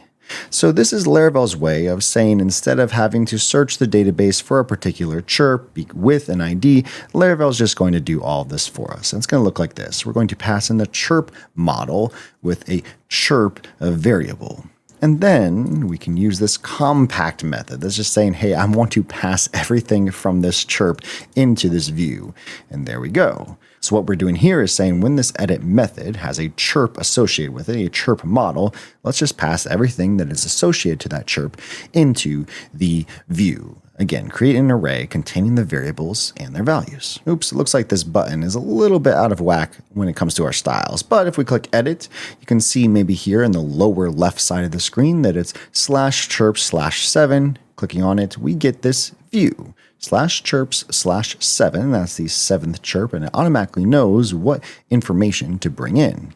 I'm going to cancel. Let's fix this. Just for simplicity's sake, I'm going to add a new div around these two divs, so that way we can separate them from the actual message. And then we can have this div be a class of flex with justify between, a width of full, and then we do need this to take up the full space, so flex of 1.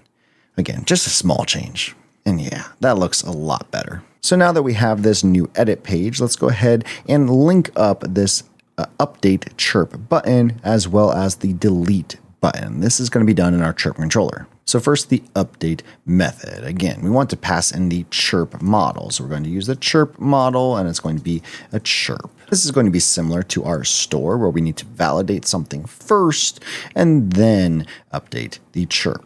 So we're just going to copy and paste this and then change it.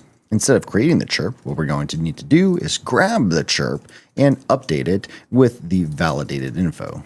And then instead of redirecting with the success of your chirp has been posted, we can say your chirp has been updated. Let's try this out. Now I can finally fix this typo. Update chirp. Your chirp has been updated. And look at that. Now you might notice a few things, and we'll get to them in the next couple of lessons, like we can edit anyone's chirp. Well, that's not necessarily good, and we'll fix that when authentication comes into play in the next couple of lessons. First, let's go ahead and make this delete button work right now. As you can tell, nothing happened.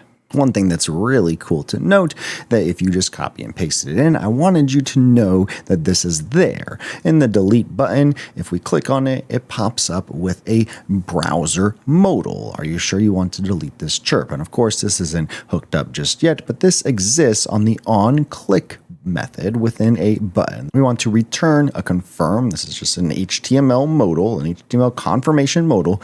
Are you sure you want to delete this chirp? Just something neat. All right, in the chirp controller, we need to add this destroy method. Again, you guessed it, we need the actual chirp first, and then we're just going to say that we can delete the chirp. Why don't we return a redirect with the same kind of message saying that this chirp has now been deleted. Trying this out. Delete. Okay. Your chirp has been deleted.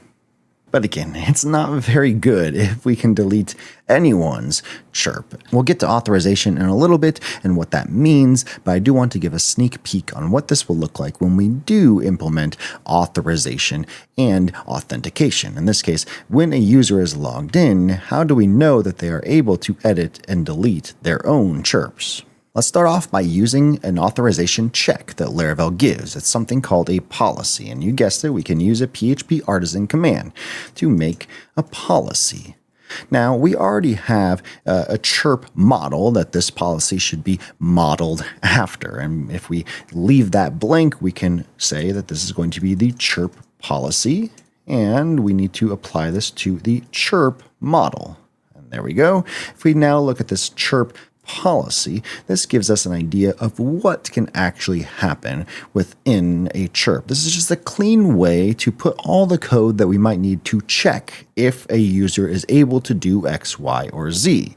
And then in our chirp controller, we can do something as simple as saying this authorize delete and passing in the chirp. What this will do is it will say, has this authorize method of delete for this particular chirp, does this user have the ability? And in our chirp policy, in the delete, it's returning false, but I could say this is returning true instead. And of course, we don't have a user just yet. But what this chirp controller is now going to check is, does this user have the delete authorization to be able to delete this particular chirp? I just wanted to give a sneak peek on what this would look like as soon as we have users able to be creating chirps, deleting them, editing them. It's as simple as this authorize, but then in our chirp policy, making sure that this is correct. Instead of returning false or true, we really need to just check, is the user the chirp user? And because we have model relationships, it makes it easy. We can say chirp user is user.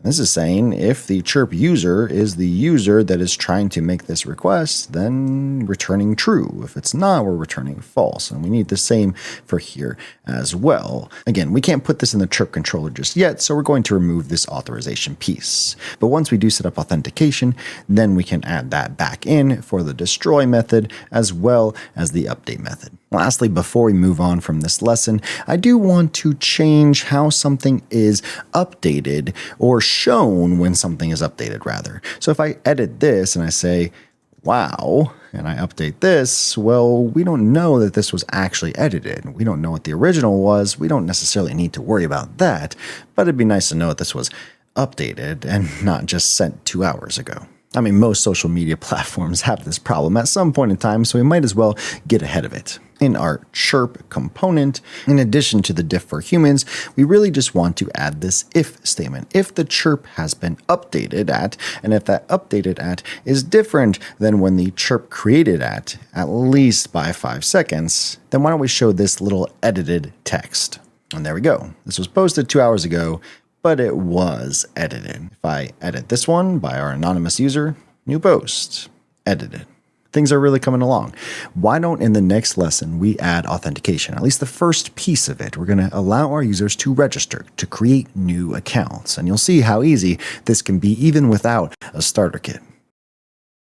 We're finally going to make use of the sign in and sign up button. First in this lesson, the sign in. So we've been pretending that we can edit or delete any chirp that is added. And right now, anytime we add a new one, it's just an anonymous person creating this chirp. Laravel offers complete authentication scaffolding with Laravel's starter kits, but it's also helpful to know how to manually build it first, understand how things work under the hood. So let's start off by creating a new page. So we have our chirps directory where we have our edit page. So it makes sense to do a new directory that is an auth page. So why don't we do auth, and then we'll have a register.blade.php. Let me paste in this code for us. Now, the majority of things that we're seeing here are not new. We've seen them throughout our time together. We have a slot where we're saying this is the register page. We're using a layout. We're using a bunch of different forms. We're gathering any errors that we might have. We're showing those error messages. And then we're using old inputs if we have any errors. So again, not much new, but let's see what this looks like.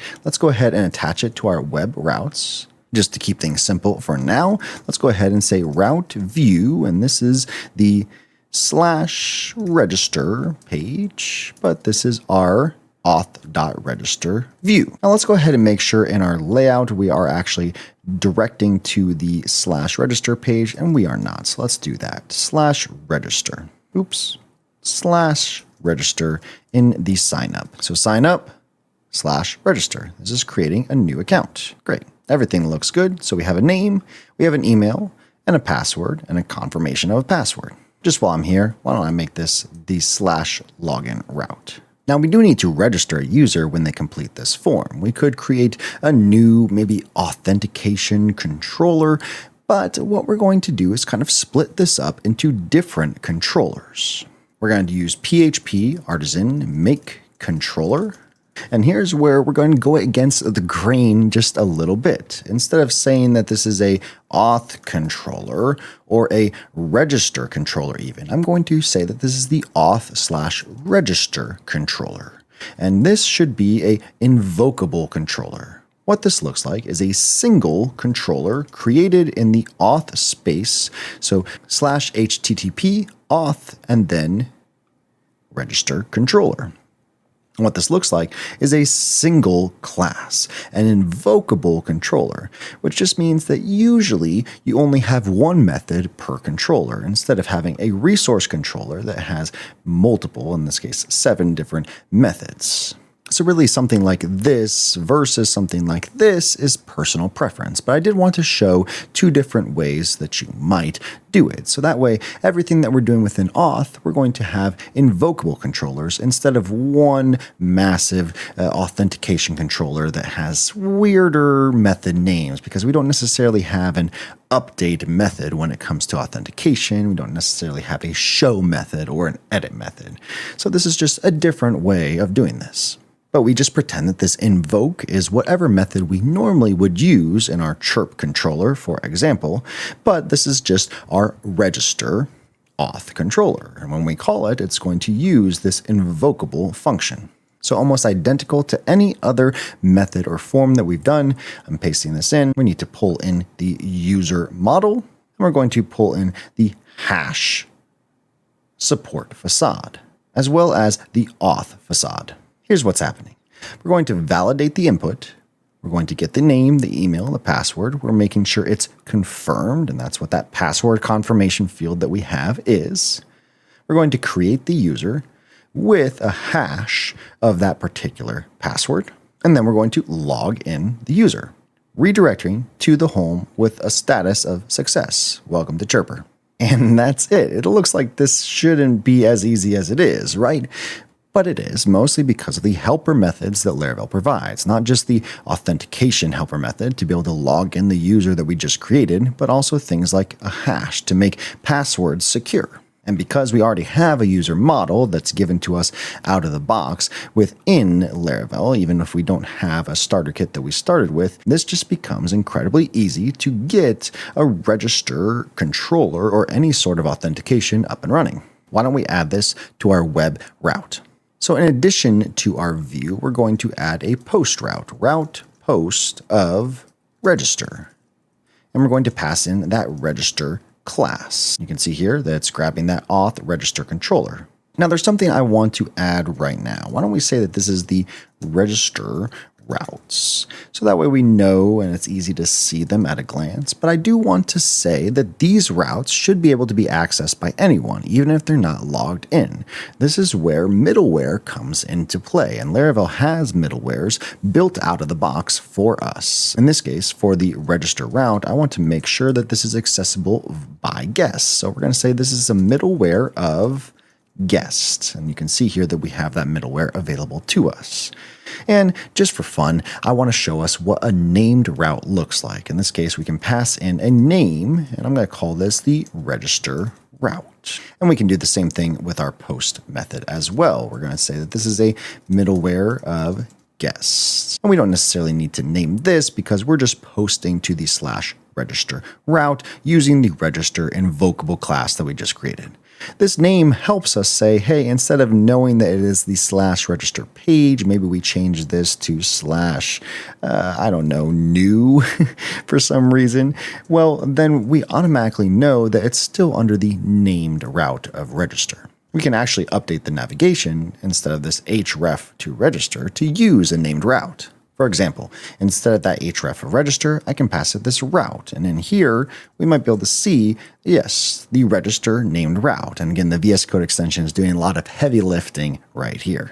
Now, I do want to update this as well because when we're logged in, we shouldn't show the sign in and sign up page. Well, that's where the @auth parameter, or the @auth directive, I should say, comes in. So instead of this sign in and sign up, we can say, okay, well, if there is auth, in this case, if someone is authenticated into the application, then we're going to show the auth user's name and a logout button. We'll set this up in a little bit. Otherwise, let's show the buttons like we had them previously. What does this look like? We have the sign up button. That still works even with our named route. Let's go ahead and sign up. Josh, register. Welcome to Chirper. You can see here that we have my name. Logout's not going to work because we haven't created that route just yet. So just so we aren't stuck with this particular user that's logged in, why don't we create that logout route? We're going to create a new controller, PHP artisan, make controller. This is the auth/logout controller. We'll say it's invocable. Now in this logout invocable controller, it's going to be the inverse of what we did for register. We're going to grab the user with the request user, and then with the auth facade, we're just going to say, hey, let's log out that particular user. We're passing in that user variable. And then we can return a redirect with another success message. You successfully logged out. Let's add this to our web routes. So route post of logout, and again, that's what we're doing in our layout, where we are creating a form, a method of post to the action of logout and the CSRF. And that's exactly what that button is going to do. When we hit that logout button, we are going to call this route post of logout and that logout class, that invocable controller that we just created.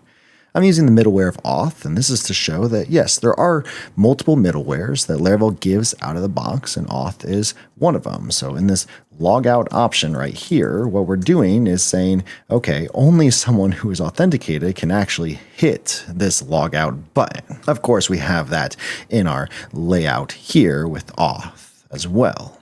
So now hitting logout, and yeah, he successfully logged out. Now I can't sign back in because we haven't yet implemented that, but let's go ahead and protect the rest of our routes and update our controllers to use our user now. We can actually group routes with middleware. What we can do here is route middleware. We can say this is the auth middleware. And we're going to group everything in this with a function, and we're going to say that, hey, within this whole route middleware group, I want to grab everything and put this in there. And now, everything that we see here is now under the middleware auth. So I can't send a new chirp now unless I am authenticated. So what does this look like? Well, if I try to send a chirp, hi there, and I hit chirp, what do you think is going to happen? Well, Laravel gives you something out of the box that because it knows you're not authenticated, it's going to try to authenticate you. And yeah, we don't have a login route defined, which is the default redirection that Laravel gives when you do not have an authenticated user and you try to hit a specific route that uses the auth middleware. That's okay. We know it's working. Let's go ahead and update our chirper controller, because here now we're not just creating a new chirp, we are actually creating a new chirp with our user. So why don't we do that within this store method? We're going to use the auth helper, and we can say that the user of this auth helper, we want to get their chirps, but we want to create them. And so we can actually create them with that validated parameter. Now my editor is going to give me an error that this method of user is not defined, but rest assured this is correct. And then since we set up that policy in order to authorize a user to update a particular chirp, we can add that here now. This authorize, if they are authorized to update the chirp, then let's continue. And same thing with the edit form as well. And then same thing for the destroy method as well. And since we are authorizing a particular user in this update method, well, we don't have to say we want the auth user's chirp to update, because we already know that they're able to update this particular chirp. Same thing with being able to edit or view that edit page in general. Now we still see these edit and delete buttons. I'm not logged in, but we've started to authorize if someone is able to do this, if someone is able to edit or delete. Now if I tried to do this, because we have that middleware, I should get an error. Yes, the route login is not defined. But how can we only show these edit and delete buttons when we are able to edit and delete this? In the chirp.blade.php component for these edit and delete buttons, let's go ahead and change this. We're going to say if the auth check exists, in this case, if they are authenticated, and if the auth ID is equal to chirp user ID. And actually, there's an easier way to do this as well with the blade directive. Instead of this if auth check and auth ID is equal to the chirp user ID, okay, that's great, but really we just need to check that policy that we created. Can they update or can they delete a chirp? And if they can update it, they can delete it. So we can just use this blade directive of can. Can they update the chirp? this case, the chirp that we're passing in, and then the can directive. Oops, the end can directive. There we go. In this case, we cannot edit any of these, and I cannot delete any of them because I'm not logged in. But I'm going to sign up, create a new account, and show you after I create a chirp that I can actually edit and delete them. Sign up. Josh 2. Looks like we have error messages out of the box. Good. Register. Perfect. My first chirp. Chirp. And look at, we have our user avatar associated with us because we have logged in, and I can see the edit and delete methods. I can edit, and looks like we have an issue here. Yes, our controller probably has not used the authorization or being able to use the authorization trait. I don't believe I set that up.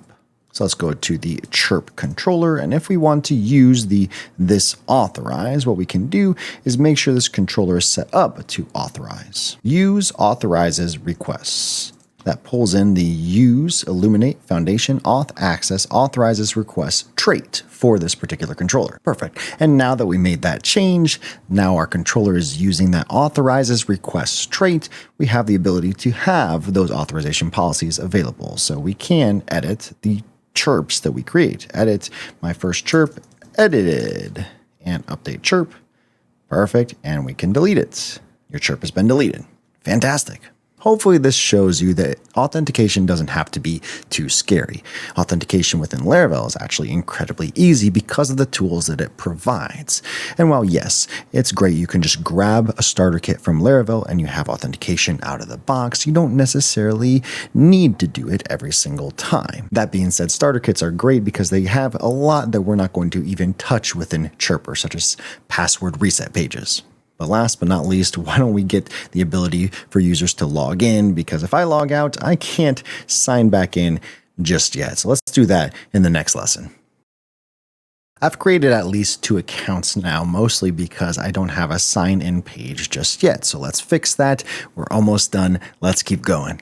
Let's make it so we don't see this 404 not found error again, at least on this login page. In our resources views, we have the auth directory for register. I'm going to create a new file for login.blade.php, and we can of course start with the register page itself and just make changes like that. Or you can just copy what is in the lesson on laravel.com/learn and paste that in. And yeah, there's nothing too crazy here. It's exactly what the register page is, just with fewer forms and directing to a specific method of login. You can start to tell how a lot of this is repeatable in the sense of once you get the hang of what a form looks like, especially if it's a form that has similar fields, the next time you implement that form, it's going to be a lot easier. And Laravel just makes it easy too. We created an auth logout class already. We just need our auth login, and we can do that all in one command. Make controller, and we're going to call this auth/login, and we're going to pass the invocable method. So if we go to our login auth controller, yes, this is our invocable single class controller. This is going to be one of the few controllers that's a little bit different, but only slightly. We're going to pull in that auth facade. So what this auth facade is doing is we're using the attempt helper with this facade. We're taking the credentials that we've been given, this email and password. We are attaching the remember checkbox if they gave that, and we're requesting a new session. We're regenerating that new session. You can see here this attempt helper automatically has that remember variable. If it's false by default. Otherwise, if we pass that in, then it's true. This is doing all the heavy lifting for us. And then we'll return back. Otherwise, if the auth attempt fails for whatever reason, then we're going to return back. This is a neat little return helper to say, hey, we're returning to the previous page, regardless of where that was, because maybe the user tried to chirp and we're going to go to the home page, but maybe they tried to log in. So we need to return back to that login page. But for the most part, we are just returning them back to the login page because we do have those errors. Now you might see how this could be as simple as this, or it could get a little bit more complicated if we wanted it to. We could have additional validation methods to say, okay, maybe we need to make sure that they have, I don't know, they are logging in the proper place. They are not trying to log in multiple times. And you can do all that with Laravel, and there's a lot of great helpers available, but this is just the absolute basics. We're logging them back in, again, using the auth facade to attempt to log them back in with the credentials that they've given. When you do need to step into a little bit more trickier applications, when you want to log someone in but want to make sure they're only logged in once, of course, Laravel has those helpers available to you. But that is also where some starter kits can be incredibly helpful. To be able to have that kind of out of the box, or at least have the starting base, the foundation out of the box ready to go so that you can add on to it with the helpful Laravel documentation. And seeing that we're requesting this session to be regenerated, it did remind me that I think we want to invalidate the session as well in the logout controller. So instead of just logging out this user, and we can actually simplify this with auth logout because we already know the authenticated user, then we can say we need the request session, and we're going to invalidate that. As well as the request session, let's go ahead and regenerate a new token. So that way, the user who is then not logged in still has a fresh token. Let's go ahead and add this login route to our web. Login parameter route, post of login, and we're going to use that login class. We're going to use the middleware of auth and name this the login. Why don't we name the logout as well? Even though I don't think we're using it anywhere, but it's also helpful just in case we wanted to use it. Again, similar to how we used it in the layout for this register route. We could go ahead and do this for the action of logout if we wanted to. Oops, I accidentally put the get instead of the logout method. And I see what I did. I don't necessarily want this to be a named route because we are using the named route for logout. What I do need is the route view to be able to pass in the login page to the login class, this login blade view, I should say. And this is where we can have the middleware of guest, and we do want this removed from here as well, or at least the middleware of guest for this particular login route. And this is what we can name the login route. And there we go. That looks a lot better. So now we have this login page.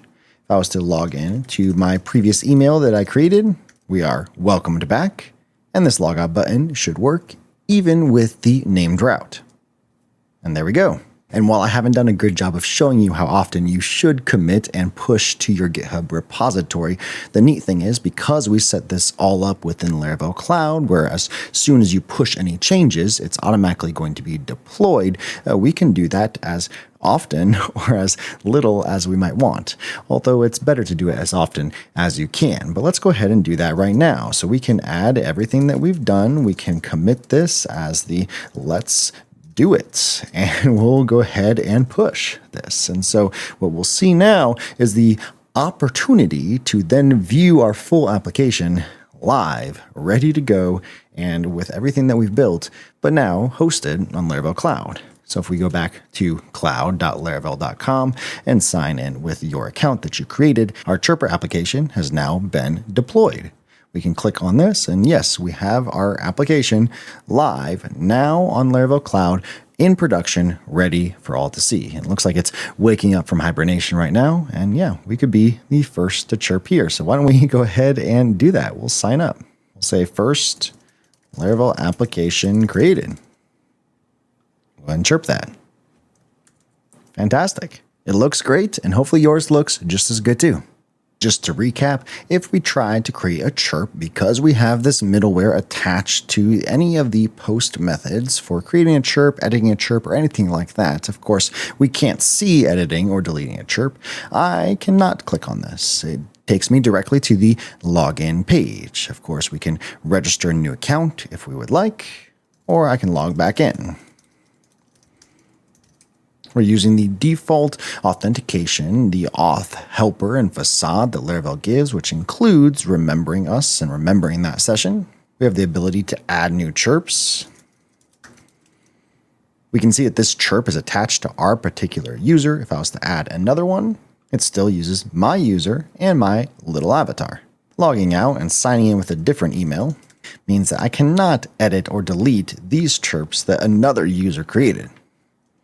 But this is my chirp. And I can definitely edit this.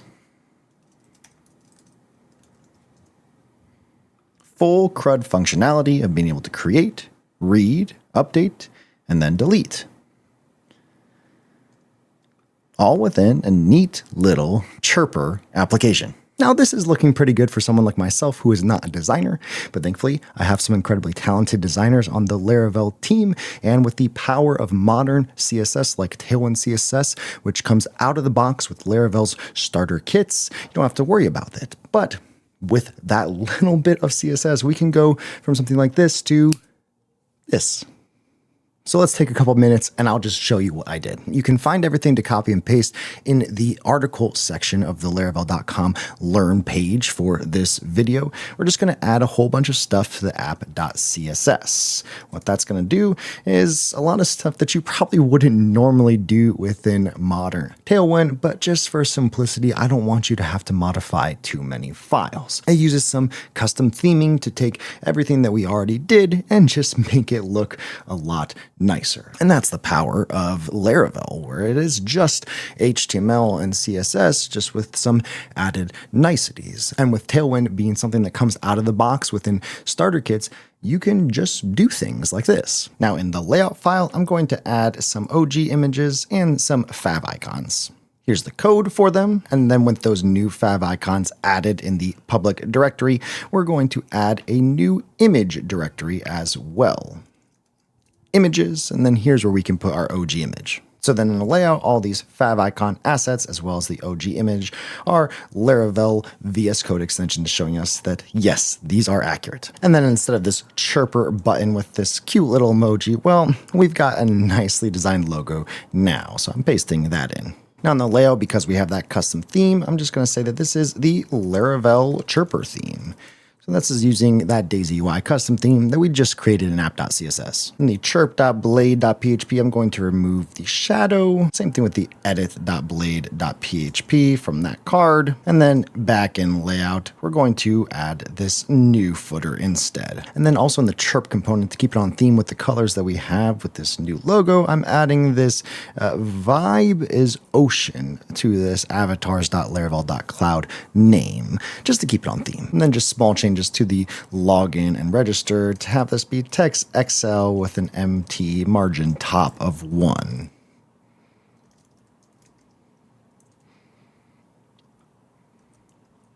Go ahead and commit these changes.